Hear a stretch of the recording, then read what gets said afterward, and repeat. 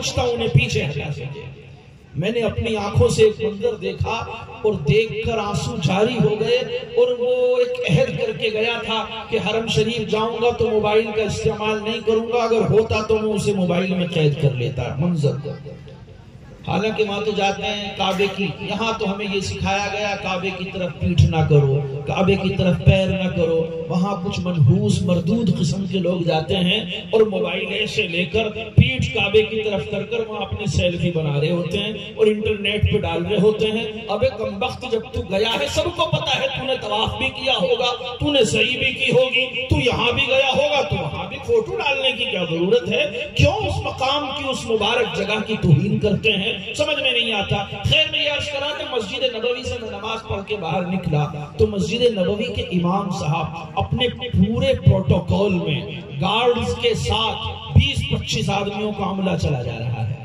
دیکھنا ذرا کون ہے؟ ارے سوچو کون ہے؟ مسجد نبوی کے امام صاحب۔ پوری دنیا میں مسلمانوں کے لیے مسجد نبوی دوسرے نمبر پر ہے، اور نبی کے مصلی پہ کھڑے ہونے والے ہیں وہی برابر میں نبی کا مزار مبارک ہے، وہی کھڑے ہیں جی، نبی کے اسی مصلی پہ کھڑے ہو کے نماز پڑھاتے ہیں۔ کتنے مبارک آدمی ہیں، کتنے ان سے اونچا کوئی ہو سکتا ہے؟ کسی دھرم کسی مذہب کے لیے کوئی اپنا اتنا بڑا ہو سکتا ہے؟ وہ آئے اور سامنے مسجد نبوی کے گیٹ نمبر 24 یا 25 گیٹ ہے، اس کے سامنے بیت الخلائیں بنی ہوئی، تو بیت الخلائیں صاف کرنے والا ایک بنگالی کھڑا ہے، اس کے ہاتھ میں وائپر ہے۔ بیت الخلائیں صاف کرنے والا، اس کے ہاتھ میں وائپر ہے۔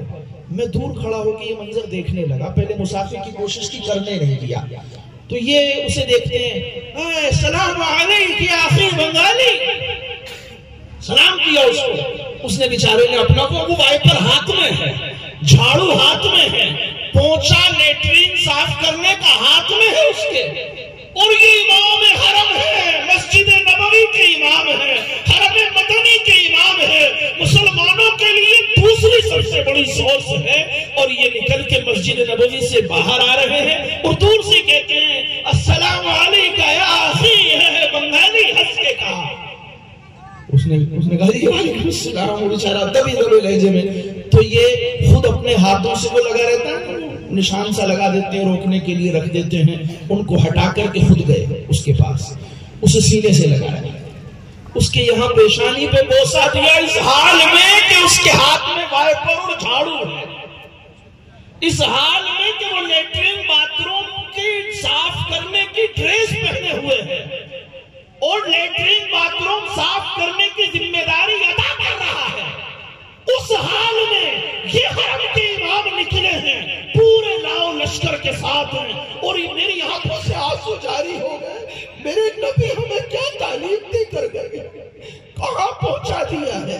کسی کی عزت کو نیچا نہیں کیا، سینے سے لگایا، بوسہ دیا اور اس سے ہنس ہنس کر باتیں کر گئے۔ تم کہاں تھے؟ بہت دنوں میں آئے ہو۔ اس نے کہا میں چھٹی پہ تھا، 2-4 منٹ اس سے باتیں کی، اسے کچھ ہدیے میں ڈبے دیے کھجور وغیرہ کے، کچھ پیسے دیے اور پھر اس سے ودا لے کے چلے۔ مل سکتی ہے دنیا میں یہ مثال؟ میرا نبی تو ہمیں یہاں پہنچا کر گیا، اور ہم آج بٹے ہوئے ہیں ایک دوسرے کے ساتھ بیٹھنے کو۔ اسلام کی تو ہر ادا میں اتفاق ہے، ہر ادا میں اتحاد ہے۔ نماز کو دیکھو، نماز پڑھتے ہیں، سب ایک صف میں کھڑے ہیں، ایک ہی صف میں کھڑے ہو گئے محمود و ایاز، نہ کوئی بندہ رہا نہ کوئی بندہ نواز، ایک ہی صف میں، کوئی فرق نہیں، وہیں کھڑے ہیں سب کے سب۔ اس سے آگے بڑھیں، نماز سے آگے بڑھیں تو دیکھیں روزہ رکھتے ہیں، روزہ کس لیے رکھتے ہیں؟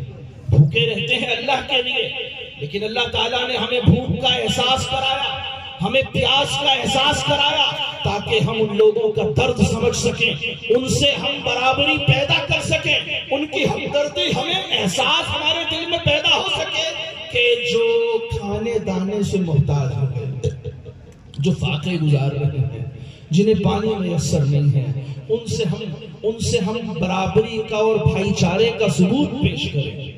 اس لیے ہم بھوکے رہتے ہیں تاکہ دوسروں کی بھوک کا احساس کر سکیں، اس لیے پیاسے رہتے ہیں تاکہ دوسروں کی پیاس کا احساس کر سکے۔ زکوٰۃ دی جاتی ہے بالکل آخری درجے میں، لوگ جو قرضے میں ڈوب گئے ہیں، جو کمزور ہو گئے ہیں، جن کے پاس روپیہ نہیں ہے، پیسہ نہیں ہے، اپنے اخراجات پورے کرنے کے لیے محتاج ہیں، تم انہیں اپنی زکوٰۃ دو تاکہ وہ کاروبار کریں، وہ تمہارے ساتھ اٹھنے بیٹھنے کے قابل ہو سکیں، وہ تمہاری محفلوں مجلسوں میں آ جا سکیں، انہیں اپنی زکوٰۃ دو، برابری قائم کرو، اتفاق قائم